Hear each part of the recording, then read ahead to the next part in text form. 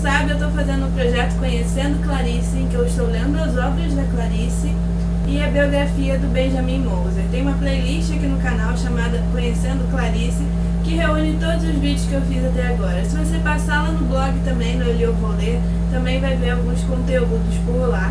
E tá rolando um sorteio no blog em parceria com a Isa do Dicas da Isa, Jennifer Geraldine e a Val do Uma Pedra no Meio do Caminho, que participando você concorre ao livro Todos os Contos de Clarice Lispector, recém-lançado pela Rocco,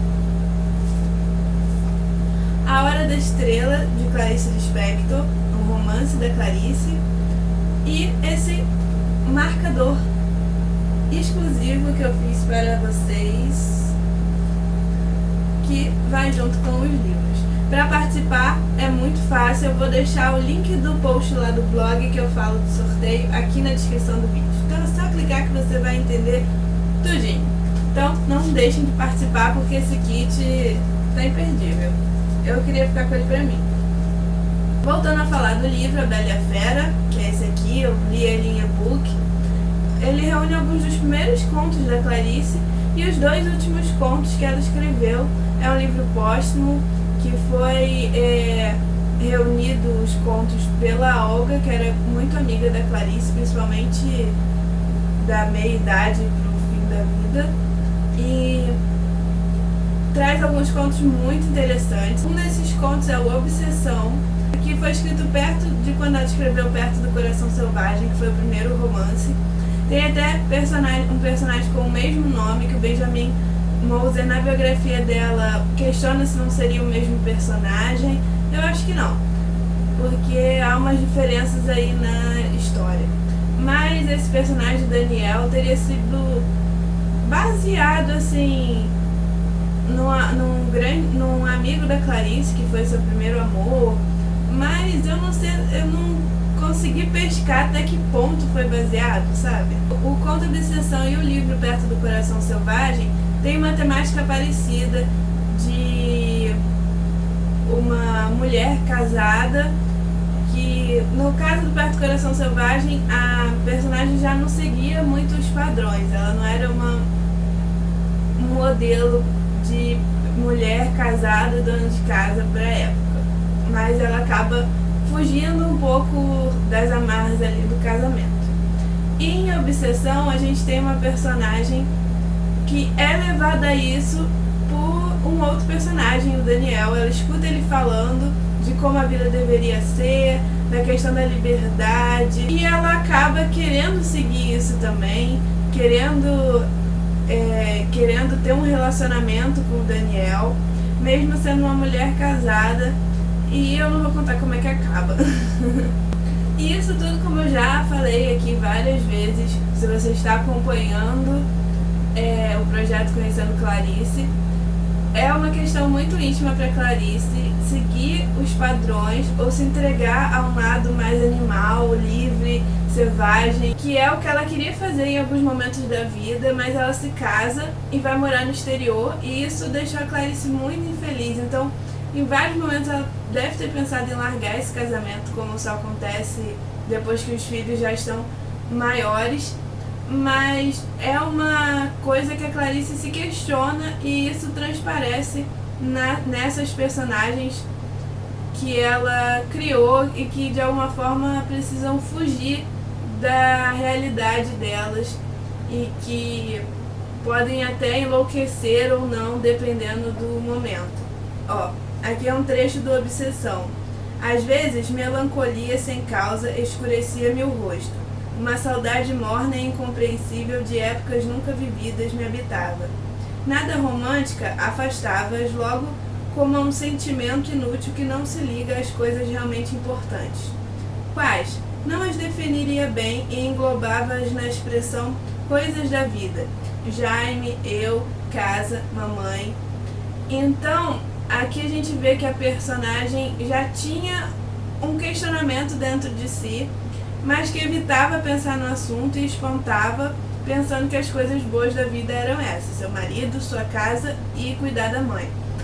Então, ela não é que o Daniel, esse personagem de fora, que coloca a ideia na cabeça dela. A ideia já estava ali, mas ele é tipo um motivador disso. E pra mim, o melhor conto desse livro, A Bela e a Fera, é o conto que tem o mesmo nome, A Bela e a Fera ou A Ferida Grande Demais, que é um conto incrível que vai questionar a justiça social e várias questões de você olhar para a pobreza e passar direto, por exemplo, de você levar uma vida extremamente confortável e rica e não pensar que há pessoas passando fome.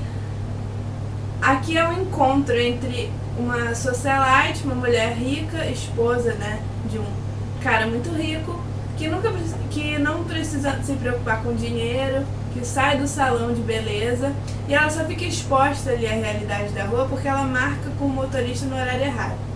Aí um mendigo vem e pede dinheiro a ela.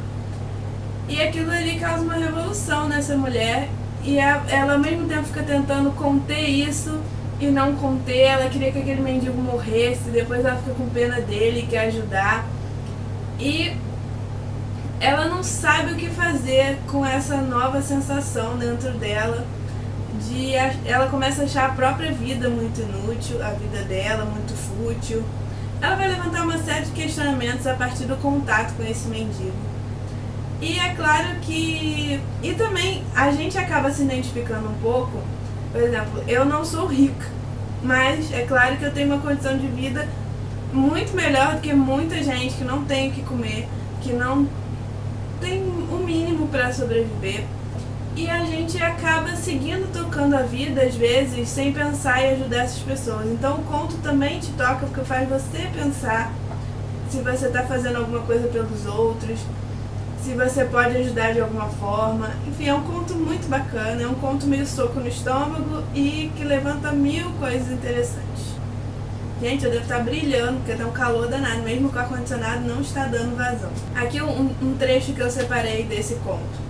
Espantada pelos enormes gritos do homem, começou a suar frio. Tomava plena consciência de que até agora fingia que não havia os que passavam fome, não falam nenhuma língua e que havia multidões anônimas, mendigando para sobreviver. Ela soubera sim, mas desviar a cabeça e tampar os olhos. Todos, mas todos sabem e fingem que não sabem. E mesmo que não fingissem, iam ter o mal-estar. Como não teriam? Não, nem isso teriam. Aqui uma reflexão da personagem, só para dar um gostinho para vocês. Então, se você não tem livro, não tem... Lê esse conto. Procurem na internet A Bela e a Fera ou A Ferida Grande Demais, tudo junto, e leia, porque eu acho que vai te fazer questionar várias coisas. Outro conto que eu gostei bastante também foi História Interrompida, que vai falar da brevidade da vida e dos sonhos, que às vezes a gente fica cultivando uma expectativa enorme por um sonho e aquilo sai totalmente fora do que você estava planejando e pensando e simplesmente não tem nenhuma explicação, porque a vida é assim. A brevidade da vida também aparece no conto Mais Dois Bêbados, em que o personagem vai ficar inconformado com como a vida dele é perene, né, e pode acabar rápido. Dói-me aqui no centro do coração ter que morrer um dia e milhares de séculos depois, indiferenciado humus, sem olhos para o resto da humanidade, eu, sem olhos para o resto da eternidade. E a lua, indiferente e triunfante, mãos pálidas estendidas sobre novas coisas, outros seres. A questão da morte também é complicada para Clarice porque ela perdeu os pais muito nova. A morte da mãe dela, há uma grande questão de uma culpa pela morte da mãe dela, porque na época se achava que uma mulher, quando tinha um filho, podia se curar de coisas como a sífilis, de doenças complicadíssimas. E a Clarice é esse bebê que nasce com a mãe já doente, só que a mãe morre disso, o pai dela também morre muito cedo, então a morte é complicada para Clarice, sim. Outro conto muito bacana é o conto Delírio, que a gente tem um escritor brigando ali o que é real, o que não é real, e a questão de, para ser um bom escritor, você ter que se entregar aos delírios, às fantasias e várias questões. E a gente entra na cabeça de um autor que perde um pouco o fio do que é real e do que é imaginário. E eu fiz a resenha desse livro lá no blog e eu indiquei a resenha que a Val, do Uma Pedra no Caminho, fez E eu vou deixar o link aqui embaixo, que a resenha tá muito bacana, só sobre esse conto. Ela tá lendo todos os contos da Clarice e publicando toda semana a resenha de um conto. Então eu gostei muito da resenha desse e vou deixar o link aqui embaixo na descrição do vídeo. É isso então, pessoal, que eu queria falar sobre esse livro, esses contos que eu queria destacar. Espero que vocês tenham gostado, que participem do sorteio, não percam essa oportunidade. Tá bem tranquilo de participar, são poucas regras.